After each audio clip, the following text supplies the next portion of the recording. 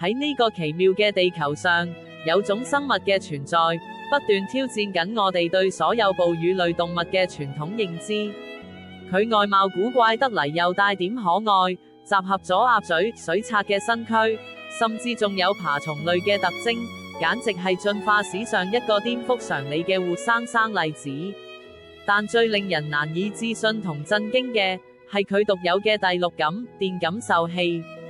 呢個非凡嘅能力，令鴨嘴獸喺伸手不見五指嘅混濁水底，即使雙眼緊閉，仍然能夠精準咁探測到獵物微弱嘅電場，